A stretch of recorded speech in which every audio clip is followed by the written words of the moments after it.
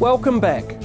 Continuing on our theme of building back cleaner, healthier and more sustainably, I visited landscape architect Di Lucas at her home, which she has fitted out to minimise stormwater runoff. Here she explains why she has done this and how. Well, individual properties, you have your runoff from that. So you have rainwater going into pipes to the stormwater, or flowing off driveways into the gutter and then going to the stormwater, and from the stormwater, the gutters and the pipes, it all goes down into the rivers. Sections have got so much smaller and houses have got bigger, so there's more and more roof coverage and more paving and less soft, less lawn and plantings. The quantum that's going off-site through pipes is increased. The city's going to get worse. We get more flood prone with the increased built cover and increased paved cover, impermeable paved cover. It's really important we have clean water. The ecosystems of the river are important, but also we want to have clean water for people's interaction as well. I think you can do a lot. You can do a lot at home when you've got some land that you can put the water into. Like here, the water comes from the building, goes through the green roof, soaks in there, and if any extra comes through a pipe and down into this area where it can soak away slowly. And it's only if there's a huge storm that it would overflow and eventually go down into a pipe. It'd take big flow to do that. So what I've done is aim for a zero runoff approach, so that you're not putting this water, because naturally it would go into the land, it wouldn't go charging off to the river. If we all did this and we all tried to reduce the runoff and let it go into the land, it would make a huge difference in reducing flooding in the rivers. Water's a precious resource. Respect it, value it, let it go into the land. So all homeowners can play a role in reducing runoff from their properties and helping the city to reduce flooding and clean up our rivers. But what else can we do to make our neighbourhoods more sustainable? Here's Tony Moore, Sustainability Advisor at Christchurch City Council. It's about a more livable community, a people-focused environment where you can meet easily, you can easily get to the things you need on a day-to-day basis. You can walk to the school, to your doctor, to the shop, or your place of work. So walking, cycling, public transport will all be very important for the more sustainable villages around Christchurch. Christchurch can learn a lot from New Regent Street. It's a microcosm really of what's possible and really demonstrates village life. People love New Regent Street because it's a wonderful place to come to. It's vibrant, it's accessible, easy to get to, it's got great public transport, it's connected to the city and of course the park and the Avon River as well. It has a wonderful range of activities, shops, butcher, baker, candlestick maker, so it has a diversity of activities here. It's also green, there's planting, there's seating, and maybe the working and having retail underneath and living or offices above is another example of village lifestyle that could be replicated across the city. In Christchurch, why should we consider medium density housing? Well, the City Council's got an urban development strategy which is setting out a plan to have a city of villages so that people can enjoy the village lifestyle throughout the city. So you might have more density built around parks or waterways or suburban centres so that you can actually easily get to the things you need on a day-to-day basis.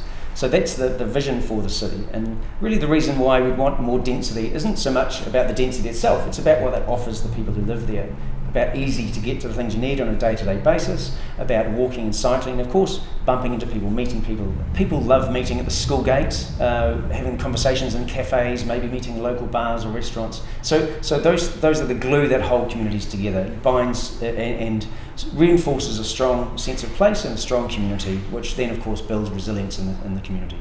We're aware that medium density does bring some insurance issues.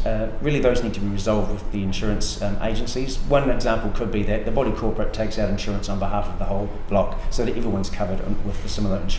The council's really keen to work with communities to make the most of this rebuild repair opportunity. And one example of that is the master plan program that the council is running, looking at different centres that have been damaged from the earthquakes, We'd like to see Christchurch as a great place to live, work and play for generations to come. A truly lovable city, one of the cities that stand out in New Zealand and maybe the world. And we've got this amazing opportunity to do it right now, working with the community to deliver on the vision for those areas.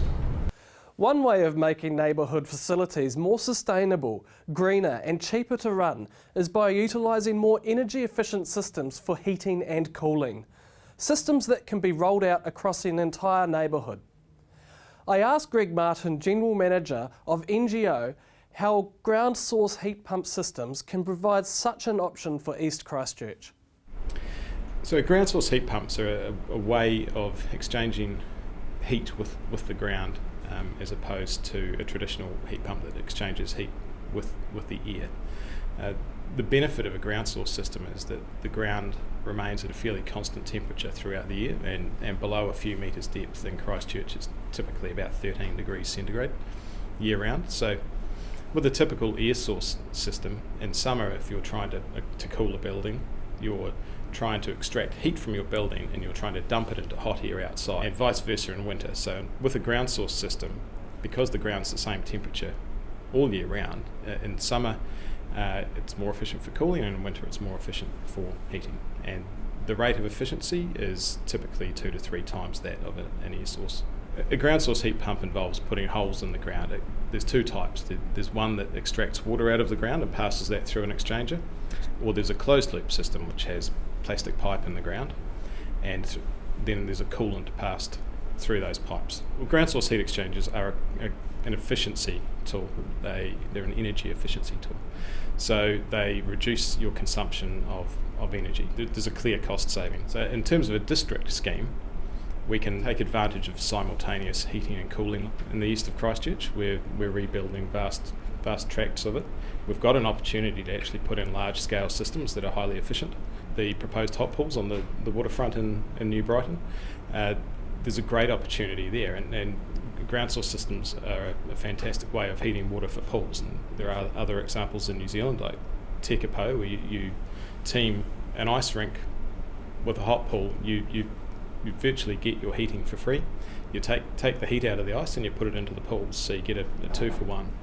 In areas of high seismicity like Christchurch, these systems are still appropriate for use, especially a closed loop system is a flexible pipe in the ground that will move with the ground during an earthquake. High water table is actually advantageous because water movement through the ground moves heat. Well, that concludes our initial look at some of the guiding principles people ranked highly for the recovery of the East. Other community values such as building strong connected communities also feature in future episodes. We would love to know what you think is most important for guiding the recovery of the East. So please register on the EvoSpace website and click on Episode 2, Guiding Principles. There you can reorder the 9 principles listed to reflect your views and submit this for consideration. Next episode, we will focus on the exciting proposals for the recovery of coastal Brighton. Remember, you can watch this episode online at any time by going to the CTV or Rebuild Christchurch websites. And you can share these links with your friends. So until next week, thank you for watching. This is Dion Swiggs for Eyes East.